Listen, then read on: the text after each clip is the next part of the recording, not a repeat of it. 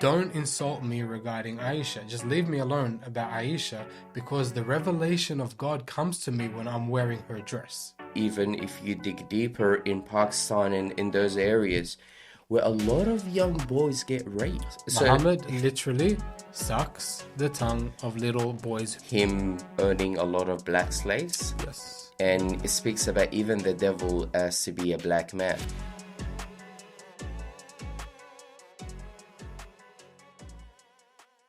Hey everyone, hopefully you're doing well. Welcome What to is the up? G's King podcast. I'm here with Abe. How you doing, How Abe? you doing, brother? Doing well? Good, good. Great. Today we're actually talking about something that might be a bit controversial, and it seems like a lot of people assume just because Islam is a religion, it really stands on the right. It's very conservative.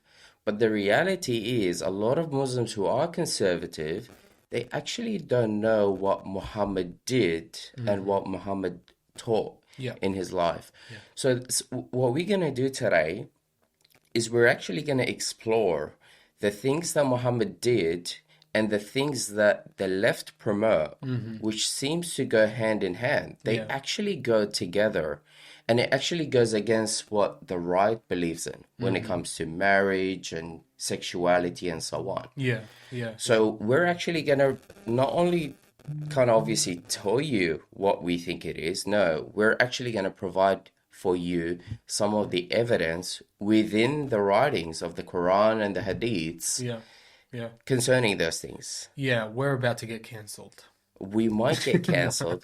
Don't worry. You know what? It's actually funny because the reason why we're bringing this topic up is because we've recently found that a lot of people are doing this Muslims for Trump, and they're going against work ideologies and stuff like that. Yeah. And you're Yeah. thinking, hold on a sec, what you're going against is what your prophet actually practiced. Yeah, it's just the deep-seated ignorance of, we go by the surface level rather than actually dig deep into what a religion or even a movement or ideology actually says.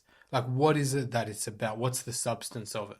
And so what we do is we go, okay, let's look at the foundation of that ideology. Let's look at the foundation of where it comes from, and then you will understand it. And so when we look at Islam, we don't look at just what certain conservative leaning Muslims are saying. What we say is, what does your text actually say that informs the religion as a whole, right? And it's the same thing with the left ideology. The left ideology can come in and say certain nice things, that it's just all about equality and equity and all of that. But then you dig deeper and you're like, actually, no. Like, Christians and like the Judeo-Christian worldview is hitting hard against the leftist movement. And the reason we're doing that is because the leftist movement is antithetical. It's opposite to the traditional values of Christianity. And then you dig deeper into Islam and it's very much the same thing. So we're looking at those similarities. And what is it that we pinpoint as as similarities between the two? And one of it is in the sexual ethic. And we look at the sexual ethic of, and this is going to get us in trouble, but we talk about Muhammad himself. Like, Muhammad's sexual ethic is very much in line with the leftist ideology. Yeah. And so I think that's where we need to draw that line and that comparison. And Cool. so we can actually dive into that. Like, what was Muhammad's sexual morality like? Cool. And look, before we get actually to the first point, you might be a Muslim and you might think to yourself, no, I'm a pretty right-leaning person. I do believe in traditional marriage. I don't believe in homosexuality. I don't believe in pedophilia. I don't believe in cross-dressing where men can be women and women can be men and so on. And that's not a problem. But what shaped your ideology is not your religion, or it's not the truth of your religion. It's actually the Western world that you live in, most likely. So we're actually going to get to the first point. Yeah. Right. So where do you want to start with that? Well, so this is one of the things, the huge lean right now with the LGBT is on transgenderism right now. And while some Muslims are very conservative, they're like, no, a man is a man, a woman is a woman. Well, there's indication in the Quran that Muhammad had a conflicting identity issue in that regard at times. And there's indication, like in Sahih Bukhari in 2442, there's this dialogue, there's this confrontation with some of his wives, and they're getting angry at him because he is favoring Aisha. And he says to them, don't insult me regarding Aisha. Just leave me alone about Aisha because the revelation of God comes to me when I'm wearing her dress. Cool. Right? And so there's like this conflicting thing where it's like he's cross dressing, and that very much is promoted by like the LGBT movement, where it's like if you want to express yourself, you're a man, but you want to express yourself as a woman, go for it, do that. And that really is in line with, what Muhammad was doing himself. Like there's that sexual expression, even though for most Muslims they'll be like, no, no way, we wouldn't do that. But then your prophet is kind of expressing himself that way as well. Yeah, So well, that's actually the point is yeah, the way we dress, it actually expresses our identity. Yeah, yeah. identity as males and females. And for Muhammad to come and dress in a woman's clothes, actually, it's not a woman, a girl's clothes, a little girl's clothes, because we're going to talk about that later on. If he's cross-dressing, Yeah. when Muslims see that today, right, when there is a person who's confused about their identity, they're dressing as a woman, a man dressing as a woman, and they look at them, they're like, man, that's ridiculous. Look at what the Western world is going through. Look at what Christianity has produced, blah, blah, blah, blah, Yeah, blah. yeah, And you think, hold on a sec. Christianity doesn't approve of that, yeah, yeah. and Christianity actually commands in the Bible not to do so. Yes. Well, But yeah. where does Islam stand on that? Well, it's very, very interesting because their accusation of Christianity is that we are morally loose, Yeah, that we are morally corrupted. And you're like, no, we brought to civilization this rigid honor in morality. Like we brought to civilization this equality of human dignity that causes us not to treat people like they're just animals or slaves or objects. But Muhammad doesn't have that viewpoint. I mean, we know, like, he treated people, a lot of people, especially his sex slaves, because he had sex slaves. I mean, there's the sources that he took Mary, the Copt, who was a Coptic Christian, and he took her as his own and had her as a sex slave, not a wife, a sex slave, concubines, and he had many of them, right? And so there's this idea that yeah, well, Islam is this place where we want to give equality to people and equity to people, and that's what they're promoting. And it's not really like that at all, right? There is not that human dignity. And I'm going to go as far to say this, that one of the reasons that they do cover up their women in the hijab or the niqab, which is more extreme, is because of that. They don't see that expression or that freedom for you to be a person and to express your identity if you're a woman. If you're a man, yes, right? And so there's a bit of a difference there. There's a tension there. yeah. Well, that's why you see often in a lot of photos, the guy is dressing up as, with the latest style, Yeah, yeah, 2024, while the lady's still stuck in that 7th century clothings. yeah, And yeah. it's not only that clothings, man, it's just trying to cover everything because the men can't have any self-control. Well, They just live out their own desires. that's where I was gonna go with that, because there were hadiths where Muhammad would be out and he would see a really beautiful woman and he just can't control himself. Yeah. He would have to go home and sleep with his wives to release the urge, because whenever he saw a beautiful woman, he would want to take her. He saw his adopted son Zaid, his Yeah. wife Zainab, basically naked behind a curtain, and then started desiring Yeah. her, and then took her as his wife. Right? Like there's this lack of self-control in Muhammad's identity, and then you go to the Muslim world today and you see that influence, that if they see a woman without the niqab or the hijab, what do? They rape. They take, because it's like, this is your fault for not covering yourself up, right? And then we see kind of like this thing with the LGBT movement where it's like it kind of promotes a little bit of that, where it's like if you're not identifying with our politics or with our ideology, then pretty much we will destroy you. We Cool, will. Yeah. cool.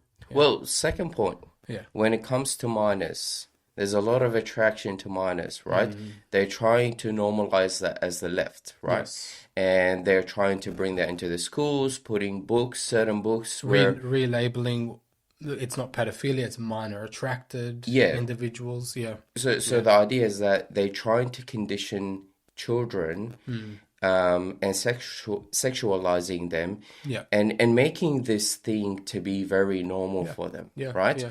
In Islam, obviously, they're not going to bring books into libraries and so on. But what Mm. Muhammad did is he brought children into marriage, Yes. right? Yes. Where women you would be protected, would wait Mm. a bit longer because they would struggle with a lot of things that would include pregnancies and so on. And psychologically, a person at that age is not even ready Mm. to get into a relationship with an adult. Psychologically, nor physically, nor Yeah. emotionally, in no way. Yeah. So what did Muhammad do? He did not only cross-dress, but the person that he took the dress off to get those Was revelations a child bride. was a child bride, Yeah. right? Yeah. There's yeah, this is one of the big issues, and for many, many years, um, many Muslim apologists were denying this to be true. They're like, oh Yeah. no, the sources are conflicting.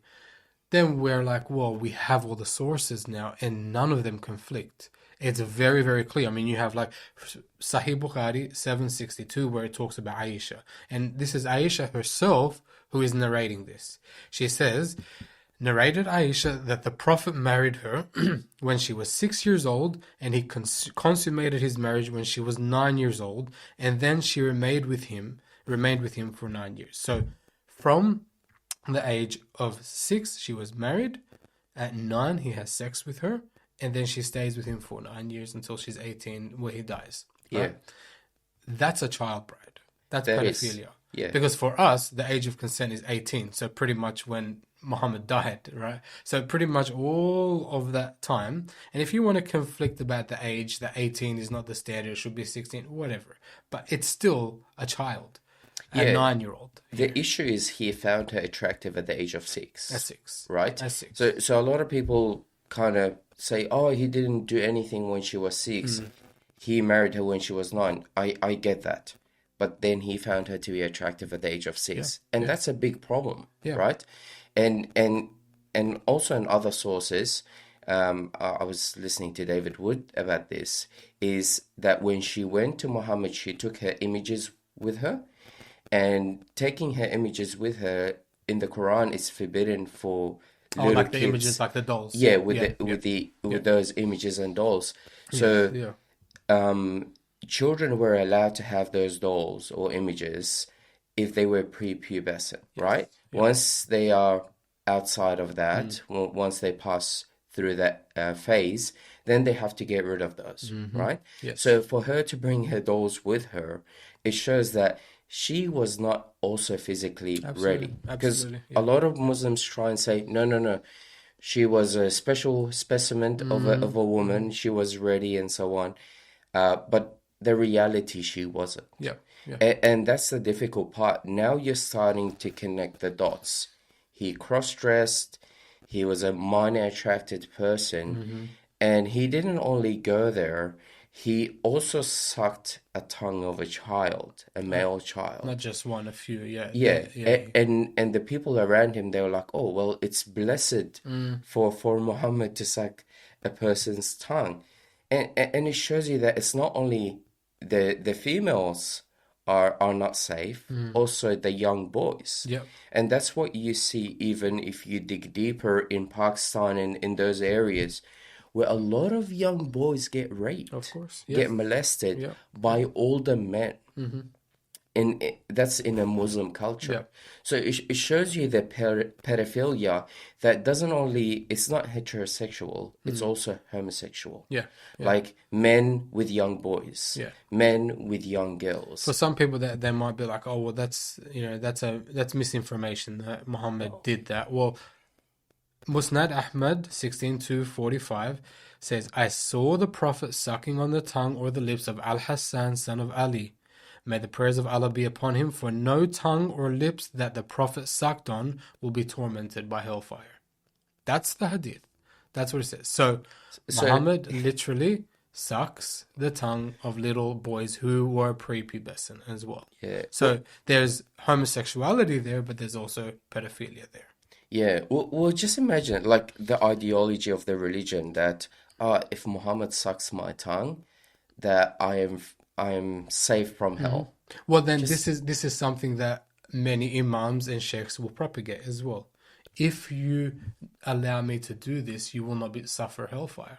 So it's like this religious control over them that says, you allow me to rape you, and then you will have salvation. Do you get me? yeah, That's a spiritual abuse, right? But then that's demonic it's abuse. demonic, but then that's a woke identity as well, because the woke people say if you allow us to take your children, then you're with us in this political agenda. And so that's where that comparison lies as well. It's like there's a spiritual abuse here, it's a demonic Yeah. abuse. Oh, definitely. So, well, we've touched on a lot of points. There is one major point, Hmm. and I'm sure you might have a few more. One of the major points is that the left like to manipulate the information Hmm. and they like to suppress information, Yes. right? Yeah. So things that you want them to come out, you want them to be more honest. Seems like they have a certain narrative. They Hmm. have like a suppression of information. They have a political way of expressing their viewpoint, so that most people will not know what their viewpoint actually is. Yeah, well, Yeah. that was my point. Like when you speak to a Muslim, say, "Oh no, no, don't give me the Bible because the Bible is being tampered with." But the Hmm. Quran actually speaks about the Bible being the word of God, is has authority, it's been preserved, Hmm. and so on. If you speak about Muhammad, Muhammad never did any of these things, Hmm. but then you bring out the information, and they try either to deny it Or misinterpret it, or or yeah. misinterpret it. Oh. So the idea is like what Islam are teaching not only their own people, but what they're also promoting is the same thing what the work are doing. Hmm. They're promoting a certain narrative that doesn't kind of walk. It's not parallel to the truth. Hmm. And same thing with Islam. Yeah. Like, it's a religion of peace. But then when you start to read the Quran, you're like, hold on a sec, go kill the Jews, go kill the Christians, Hmm. Kill go the get your polytheists. Yeah. jizyas, Yeah. right? Suppress them, put them under bondage, Mm. enslave them, marry their women, take their children to be your workers and slaves, kill their husbands. Hmm. And you're like, wait, what you're telling me about Islam, it's not fitting with Yeah. your own Yeah. text. And here's the thing, you could find in the Quran certain verses that might look like it's promoting peace, and then you find in the Quran verses that look like it's not. And the same thing, you'll find some verses earlier on that might show like a moral superiority and a moral purity, but then the majority of the Quran, it contradicts that, right? So this is why we don't pick and choose certain things. And even with the Bible, we don't pick and choose. We look at it as a whole, right? That's the way you do hermeneutics and you interpret something. So when you want to interpret the whole text of the Quran, you got to read it in whole. And as a whole, it is a violent religion because Muhammad was violent, and it is a sexually perverted religion because Muhammad was sexually perverted. It is what it is. I mean, the man could not control himself. It says that he had to have sex with all nine of his wives on the same night, right? One round, right? Go one. He can't control himself. He had the sexual strength of 30 men, apparently. That's what one of the hadiths say in the sources. It says that he looks at his adopted son's wife. He can't control himself. Takes her to be his own wife. He sees his wife Hafsa's servant girl Mary. He can't control himself. He has to have sex with her. Right? He just can't control himself. And if the pattern of your conduct can't control himself, then you're no better than your pattern of conduct. You ought to act in the same way. Yeah. Something that you were talking about slaves, it just reminded me of him owning a lot of black slaves. Yes. Yeah. And it speaks about even the devil as to be a black man, Yeah. right? Yeah. With the work ideology, they don't value every color of a human being to be equal, Mm. right? They find a certain race who seem to be oppressed, Yeah. should be magnified and should rule on the rest, Yeah. right? Yeah. With Islam, we see the same thing, Yeah. right? He was known to be very white, Hmm. right? His skin was very white, but then he speaks about the devil and the slaves who he owned, Yeah. who were Yeah. pretty Yeah. Yeah. black, Yeah. Yeah. right? Yeah. So the idea is even has obviously it's the opposite because the work are promoting more the darker people. Hmm. The Islam's But it's promoting that more the white. principle that's the same. Yeah. Yeah, it's Yeah. the principle of racism, Hmm. right? And that's something actually we're going to be talking Yeah. about Yeah. Yeah. in Yeah. some Yeah. Yeah. future episodes. But we've had a lot of good conversation, very good points. And look, I'm saying it with a genuine heart. You might have conservative values as a Muslim, but the reality is That comes from, yeah. Muhammad, yeah, Muhammad actually lived an opposite life. He actually promoted wokeism. He might have not promoted it for the masses, right? Mm. But he did promote it for himself, and he did allow it for himself. Yeah. Now, on our closing point, and I'm going to leave it to you. Why do you think where does the right come from? Yeah, well, this is the thing. The right and the right conservative view is founded on the Christian viewpoint. It's founded on the Christian foundation of moral purity and righteousness that Jesus depicts, right?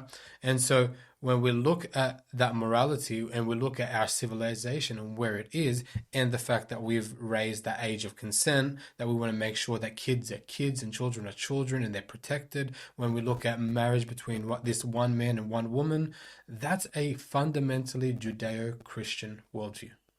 Fundamentally. And so even Muslims, like you were saying, even Muslims that find themselves more conservative, that's not because of Islam, that's because of the Christian influence over their life. Because if they're in a Muslim world, they can have up to 4 wives and they can, engage in certain pedophilic or minor attracted things that we would deem as morally corrupted and evil.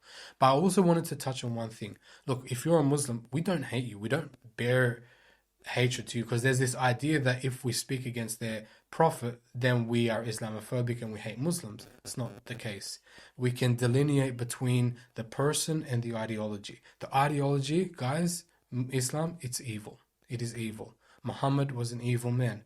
But you as a Muslim, we love you. We do love you, and we do want you to come to the knowledge of the truth of Jesus. And this is why we expose these things and we bring them to the light so that you can judge for yourself what is right. Yeah.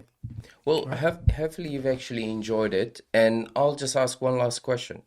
If you're not happy with the left and their practices, why are you happy with Muhammad and their practices? That's something that you need to think for yourself. Yeah. God bless you and take care. See ya.